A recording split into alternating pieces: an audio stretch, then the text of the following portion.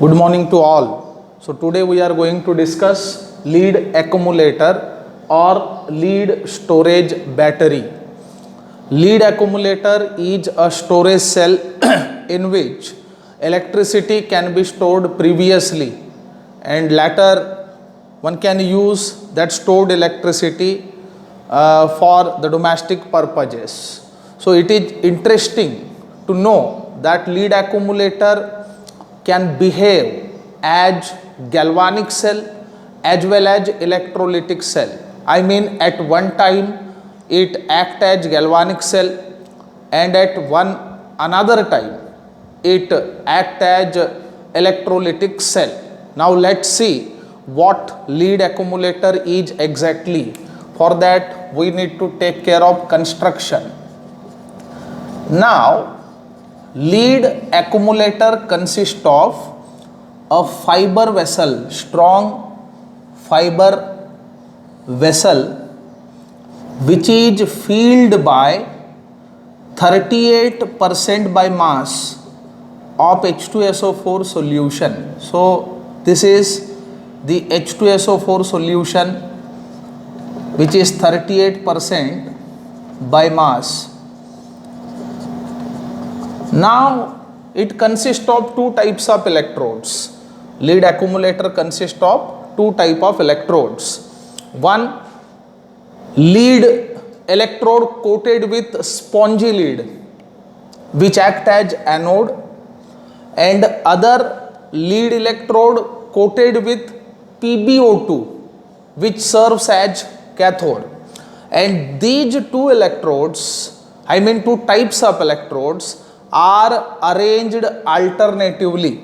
So alternative placement is done in case. Now this is supposed to be the plain lead electrode which is coated by the spongy lead, and the shaded electrode is supposed to be the lead electrode coated with PbO2. Now again place plain lead electrode coated with spongy lead and lead electrode coated with PbO2 are needed to be arranged in this manner, I mean alternatively. Now in case of these electrodes, remember the electrode, so these electrodes, shaded electrodes, are the PbO2 electrode, I mean lead electrode coated with what? PbO2, which act as what? Cathode. And these electrodes are the plain lead plates coated with the spongy lead, act as anode, and this is the simple construction of lead accumulator. Now again I repeat, lead accumulator consists of a fiber vessel which is filled with the 38% by mass of H2SO4 solution. In fact it is an electrolyte, and two types of electrodes are used in this cell. One is plain lead coated with spongy lead and other lead coated with PbO2. So plain lead plates act as anode, at which oxidation ultimately takes place when it acts as a galvanic cell, remember. And lead plates coated with PbO2 act as cathode, at which reduction takes place when this lead accumulator acts as a galvanic cell. I have stated that at one time it acts as galvanic cell and at another time it acts as electrolytic cell. Now very important and interesting thing is how this cell works. Remember, this is a storage battery, thus no electricity produced in this cell. So we need to store that electricity previously. So how to represent this cell? So representation of cell, I mean lead accumulator, can be done. So during the course of operation, solid lead sulfate is opted, I mean PbSO4, and we know very well at extreme left oxidation half cell is to be represented. Now remember all electrodes are directly immersed in the H2SO4 solution. So there is a direct contact. So PB electrode, which happens to be negative electrode, and oxidation takes place when it acts as a galvanic cell. So PbSO4 solid ultimately forms all the time at this electrode. We will see that in the working. And electrode is in contact with H2SO4 solution, which happens to be 38% by mass. And at other electrode also PbSO4 solid is obtained. PbO2 coating is done on Pb. So this can be the representation or formulation of lead accumulator. Now very important thing, I mean crucial thing, is working of this lead accumulator. Remember, lead accumulator, working of lead accumulator can be discussed in two different manner. First thing, when lead accumulator supplies electricity to us, then it is said to be discharge. And another big thing is, after discharge, then cell needs charging. So the working during the course of charging, that is another thing. Thus, in two different ways, working of lead accumulator can be discussed. So first thing is cell reaction during discharge. Cell reaction during discharge. Remember, during discharge it acts as a galvanic cell. Remember, galvanic cell. So what is discharge actually?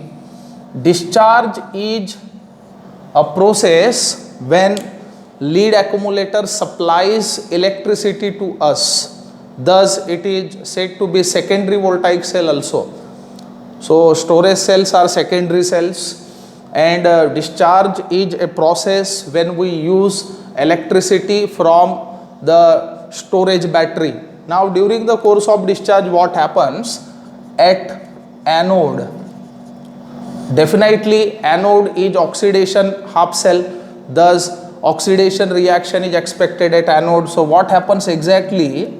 Lead oxidizes, producing Pb2 plus ions, and electrons are liberated in the process of oxidation, and electrodes are immersed in H2SO4 solution. Thus these Pb2 plus ions, whatever formed, combine readily with SO4 2 minus ions provided by electrolyte H2SO4, and that lead to the formation of PbSO4 solid.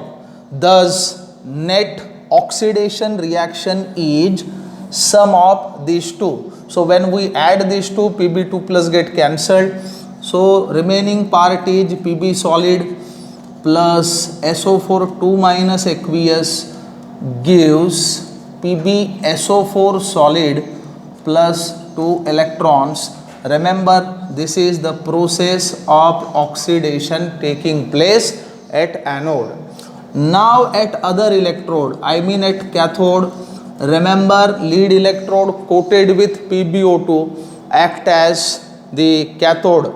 I mean reduction takes place at that very electrode. So what happens exactly? PbO2, which is immersed in H2SO4 solution, readily accept electrons liberated during the process of oxidation. And remember, gain of electron is process of what?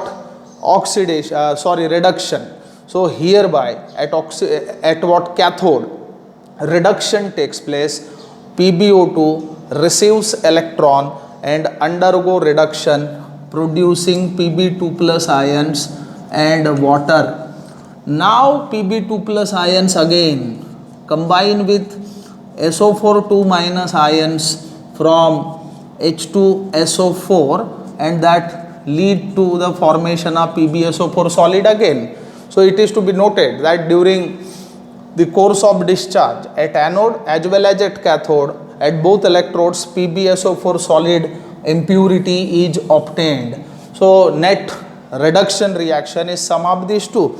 So when we add these two, what happens? Pb2 plus ultimately get cancelled, and that lead to the formation of PbO2 solid plus 4H plus aqueous plus SO4 2 minus aqueous plus 2 electrons gives PbSO4 solid plus twice of H2O liquid. So this is the process of reduction. Now in order to obtain net cell reaction, we need to add oxidation and reduction reactions taking place at respective electrodes. We know very well that cell reaction happens to be the redox. Thus, the net cell reaction during discharge, I mean when lead accumulator supplies electricity to us, is the addition of oxidation and reduction halves. So when we add these two, what happens? Ultimately electrons get cancelled, and thus what remains? Pb solid plus PbO2 solid plus, right here we are having SO4 2 minus and SO4 2 minus, so twice SO4 2 minus and 4H plus.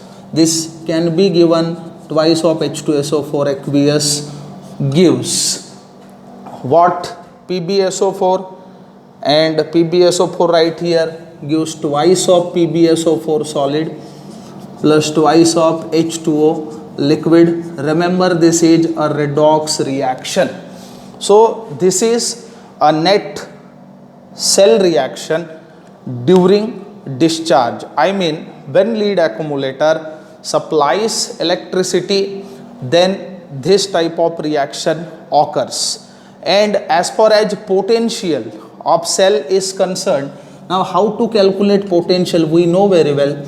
Potential is equal to standard potential of what? Cathode, and that minus anode. And remember, when we use term potential, it refers the reduction potential only. So when we put the values, I mean potential of cathode and anode from the EMF series, it is gettable, then the potential of cell comes to 0.04 volt, approximately 2 volt one can say, exactly it is 2.041 volt.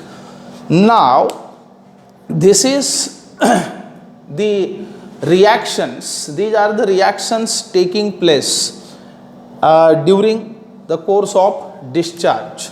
But when cell is completely dead, now remember it needs recharging.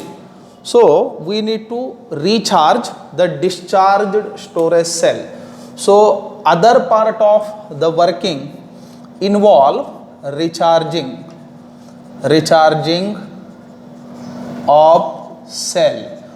When we recharge, then this accumulator, lead accumulator, act as electrolytic cell. This is very important thing, and earlier we talked about it. At one time lead accumulator act as galvanic cell, and at other time it act as electrolytic cell. Thus, in order to recharge the discharged lead accumulator, what we need to do? We need to connect the storage battery to be recharged to the external source, whose potential should be greater than that of our lead accumulator.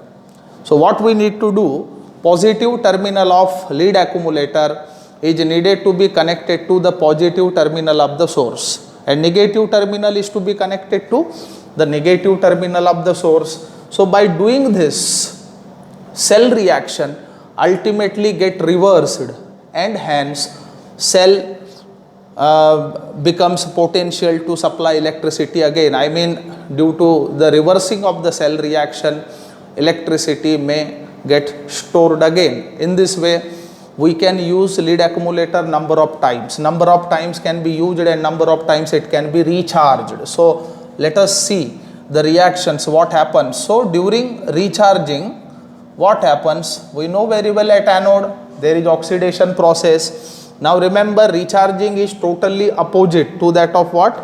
The discharge. So what happens exactly? Look, so at anode it is the process of what? Oxidation.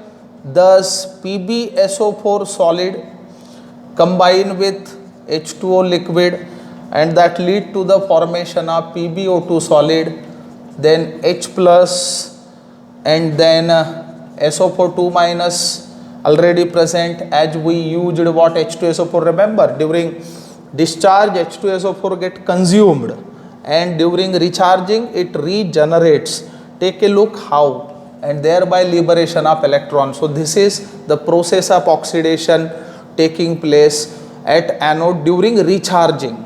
And at cathode what happens? We know very well, cathode is an electrode at which reduction takes place. So reduction reaction, net reduction reaction which can be given is PbSO4 solid gain electron, and that lead to the formation of Pb solid and SO4 2 minus aqueous. So this is the process of what? Reduction.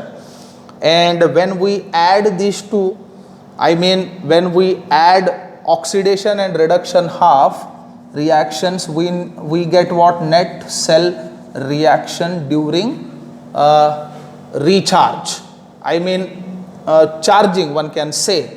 So by adding these two, one can write simply that the twice PbSO4 solid, as we are having PbSO4 solid, PbSO4 solid right here. Remember, electrons get cancelled, plus what? Twice of H2O liquid. So it gives Pb solid plus PbO2 solid, 4H plus SO2 twice, SO4 2 minus, SO4 2 minus, SO4 2 minus, twice SO4 2 minus, and 4H plus. So this can be given as twice H2SO4 aqueous. So this is the net cell reaction during the course of what? Recharging or charging. In this way, cell can be used for number of times, and it can be recharged also. Thus it is very important and crucial what appliance, I must say. Now what are the applications? Applications of lead accumulator. Remember, lead accumulator is used as a DC source, direct current source, in laboratory. So it is very important application. It is used as direct current source in laboratory. Secondly, one can prepare 12 volt storage battery by arranging 2 volt accumulators in series. I mean in number 6, we need to arrange 6 2 volt cells in a series in order to get 12 volt battery, and that battery can be used in automobiles and inverters for domestic purposes. So 12 volt battery is obtained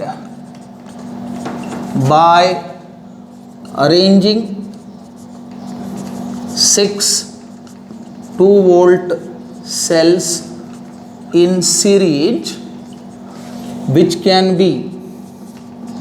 is used in automobiles and inverters. So these are the applications. And remember, cell is needed to be maintained time to time. So what happens during the course of discharge? I mean when we take electricity from storage cell, H2SO4 is consumed and PbSO4 impurity is obtained. So when potential of lead accumulator drops, then it needs maintenance. So as H2SO4 is consumed, we need to tap that by adding the fresh H2SO4 solution to it, and terminals are needed to be washed again and again. So it is very important and a potential appliance used by us in daily life. Thank you very much.